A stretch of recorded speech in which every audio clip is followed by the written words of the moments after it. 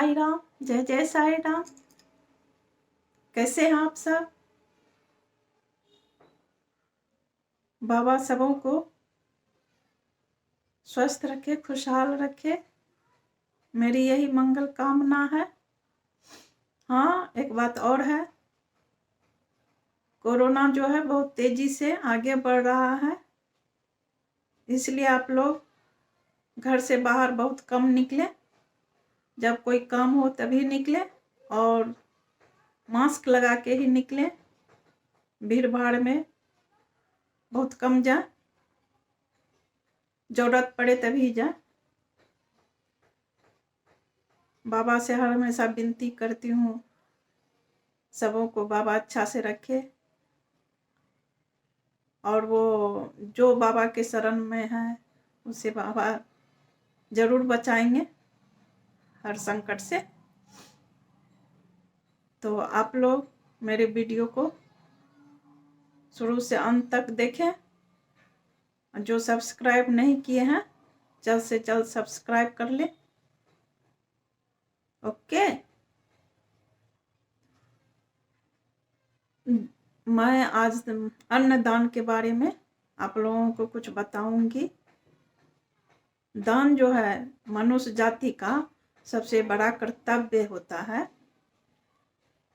अपना कर्तव्य समझ के मनुष्य को दान देना चाहिए। समय समय पर अन्नदान जरूर करना चाहिए और इसे कुछ पाने की इच्छा से नहीं करनी चाहिए।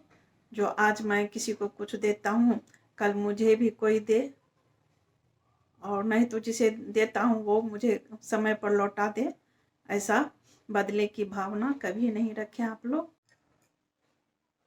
हमारे शास्त्रों में कहा गया है दान में से सबसे उत्तम और बड़ा दान जो है अन्नदान है। अन्न एकमात्र ऐसी ही चीज है जिससे शरीर तो जिसे पाकर शरीर तो शांत हो ही जाता है, तृप्त हो ही जाता है, इसके साथ ही साथ आत्मा भी तृप्त हो जाती है। पद्म पुराण के अनुसार कहा गया है कि जो मनुष्य अपने जीवित अवस्था में जिस चीज का दान करता है मृत्यु के बाद परलोक में उसे वही चीज मिलता है। और पद्म पुराण में एक कहानी है। राजा श्वेत थे, वो बहुत ही ईश्वर के भक्त थे, ईश्वर की पूजा पाठ किया करते थे और बहुत ही कठिन साधना तपस्या करते थे। अपने कठोर तपस्या के बल पर वो ब्रह्मलोक चले गए थे, परंतु वो अपने जीवन काल में कभी किसी को अन्न का दान नहीं किए थे और न किसी को भोजन दिए थे। तो वहाँ पे जब वो गए ब्रह्मलोक तो पहुँच गए, परंतु वहाँ उसे जब खाने भूख लगी और भोजन की आवश्यकता हुई तो उसे उन्हें भोजन नहीं मिला। पुराणों के अनुसार एक और कहानी है। एक बार क्या कि शंकर भगवान ब्राह्मण का वेश धारण करके मनुष्य लोक में विचरण करने के लिए गए, यानी पृथ्वी पर गए भ्रमण करने के लिए। तो भ्रमण करने लगे, भ्रमण करते करते देखते हैं एक जगह एक विधवा स्त्री थी और बूढ़ी भी थी। तो वो गोबर से उपले बना रही थी। उपले मतलब वो उस जमाने में उपले का मतलब हुआ जलावन होता था एक तरह का, जो उस जमाने में उपले से ही जलावन का काम होता था उपले का, और उसी से खाना वगैरह बनता था। उसे गोईठा भी कहते हैं। तो उपले बना रही थी तो शंकर भगवान देखे तो उस स्त्री के पास पहुँचे घूमते घूमते, तो बोले माता जी मुझे कुछ दीजिए भिक्षा। तो वो स्त्री बोली मेरे पास मैं अभी कुछ नहीं दे सकती हूँ, अभी जाइए तो वो बोले नहीं कुछ दीजिए, मुझे भूख लगी है, कुछ भिक्षा दीजिए। तो वो बोले मैं बोल रही हूँ मैं अभी कुछ नहीं दूंगी। तो वो बहुत जिद करने लगे शंकर भगवान। वो तो ब्राह्मण के वेश में थे, उससे वो स्त्री नहीं पहचान रही थी।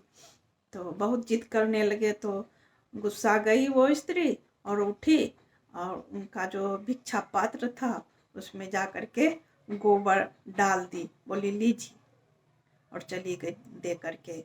तो शंकर भगवान थोड़ी देर बाद वो अंतर्ध्यान हो गए अपना।